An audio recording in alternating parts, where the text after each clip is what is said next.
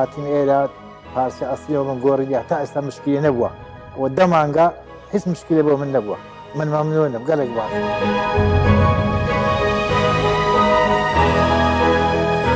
وەڵای من یەکەم جار پێشەوەی بێم بۆ شەریکەی جەنابتان مانگانە 2000 هەتا 3000 حتا هەندێک جار 4000 فیت بەممە گۆڕی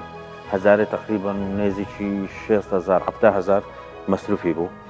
و هیوادارم دۆ ئەو برا شۆفێرانش کە شەریکەی کە سارەی توێتە بەکاردێنن فیتپەمی ئەسلی بەکاربێنن نەک توجارەت. وڵای ئەوەل تشت ئەس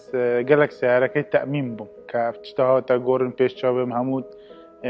نیزامی شەریکەم و لۆگۆی شەریکەی توێتە هەموو پێوە بوو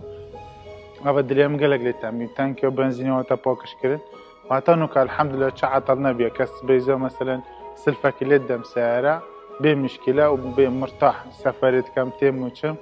الحەمدولە هیچ مشکلە نییە نە ئەوە دەکڕی مرتاح بیمێ دبخۆ سەفەرکەی و هەر جەیەک بێ دچی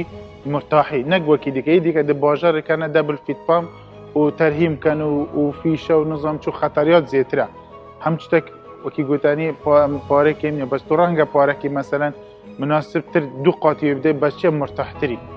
و هەر وەختێک مفێت سیارە بۆکی دیکە نە دەبا مەسەلەن فیتپام عادل بوو باژار نکەتکەنە مەسەلەن فیشە دەبل فیتپام نەجەحەتیش نییە و خەتەریاتیش زێترە.